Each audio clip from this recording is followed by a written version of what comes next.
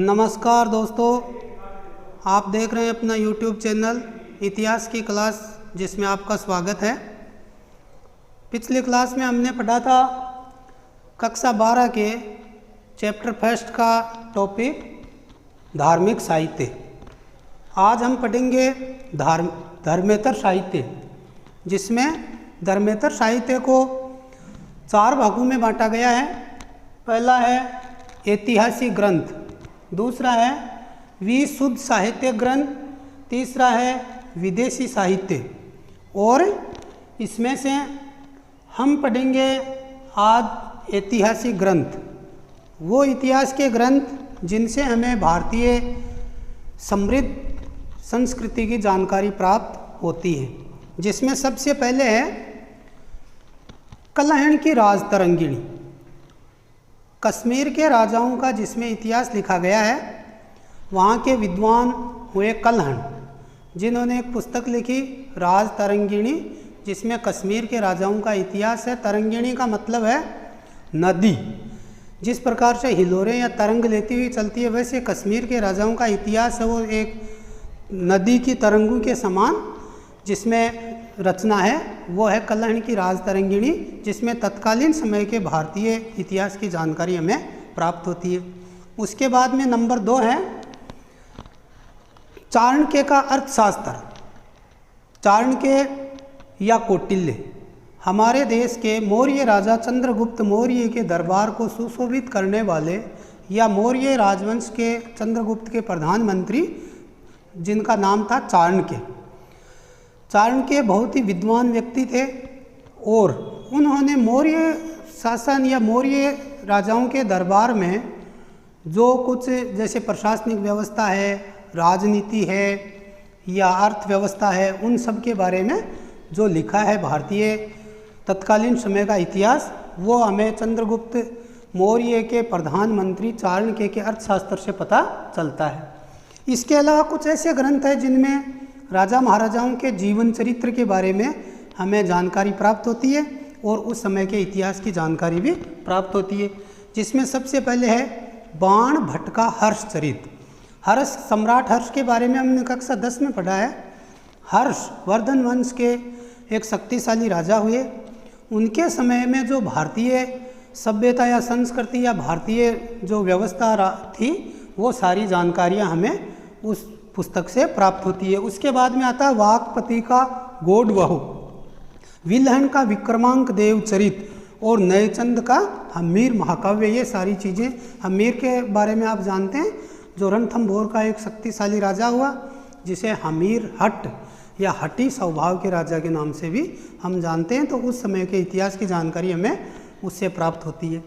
Number 2 पर है विशुद्ध साहित्य ग्रंथ। ऐसे ग्रंथ जिनसे जो किसी एक साहित्य के रूप में, जैसे नाटक है, व्याकरण है, ऐसी या कहानियाँ है, ऐसी पुस्तकें जिनसे भी हमें भारतीय इतिहास की जानकारी प्राप्त होती है।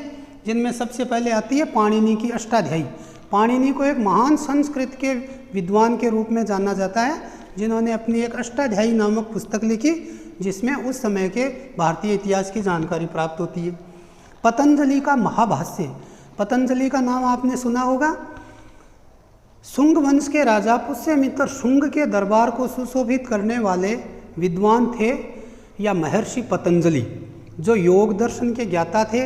एवं एक प्रश्न भी आता है, पुष्यमित्र शुंग द्वारा किए गए अश्वमेघ यज्ञ के प्रधान पुरोहित थे महर्षि पतंजलि, जिनका एक रचना है महाभाष्य। उसके अलावा कालिदास, वो भी संस्कृत के एक महान विद्वान हुए, जिनकी रचना है अभिज्ञान शाकुंतलम एवं मालविकाग्निमित्रम, जिनमें उस समय के भारतीय इतिहास की जानकारी प्राप्त होती है। विदेशी साहित्य में हम देखते हैं कि हमारा देश शुरू से ही समृद्धशाली देश रहा है, जिसमें विदेशी व्यापारी आए, दार्शनिक आए, या यहाँ के विश्वविद्यालयों में उस समय के जैसे नालंदा है, तक्षशिला है, ऐसे विश्वविद्यालयों में पढ़ने वाले लोग आए। इसके अलावा कई यात्री आए, जिन्होंने भारतीय ज्ञान विज्ञान एवं यहाँ की समृद्धि के बारे में लिखा है। जिनमें सबसे पहले एक नाम आता है हेरोडोट्स।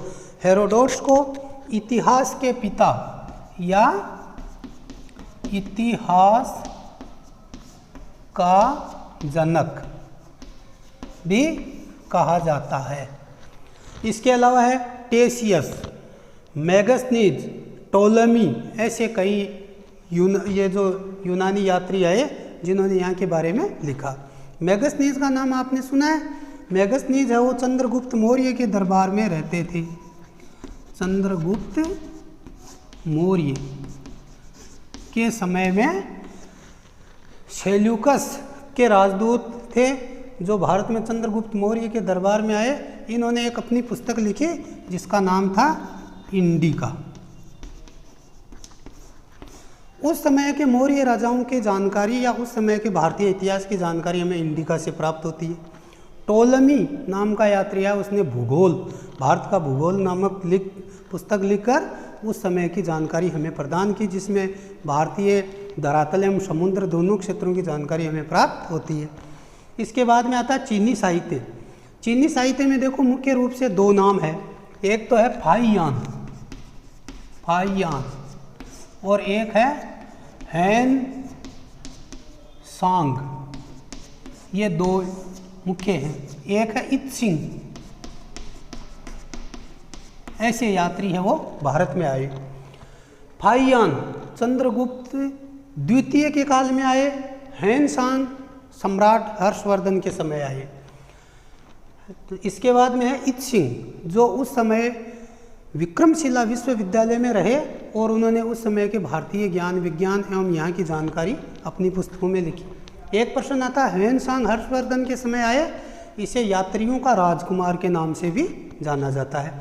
तो ये अपना हुआ चीनी साहित्य। अब इसके बाद में आता है तिब्बती साहित्य। कुछ यात्री तिब्बत से भी आए जिनमें एक मुख्य व्यक्ति आता तारानाथ, तिब्बती यात्री था जिसने यहाँ तंग्यूर एवं कंग्यूर नामक अपनी रचनाएं लिखी, जिसमें हमें उस समय के भारतीय इतिहास की जानकारी प्राप्त होती है। इसके बाद में आता अरबी साहित्य। अरबी जो यात्री भारत में आए, देखिए अरब का और भारत का संबंध वो कुछ ज़्यादा रहा है, क्योंकि उस समय अरब के साथ में भारतीयों का व्यापार धरातल और समुद्री रास्तों दोनों से होता था, जिससे खूब सारे यात्री भारत में आए।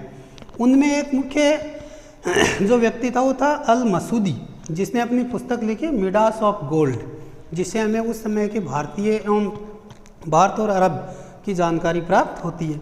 इसके बाद में एक है अल बेरूनी, जिसने अपनी पुस्तक लिखी तारीख उल हिंद, जिससे हमें उस समय की जानकारी प्राप्त होती है।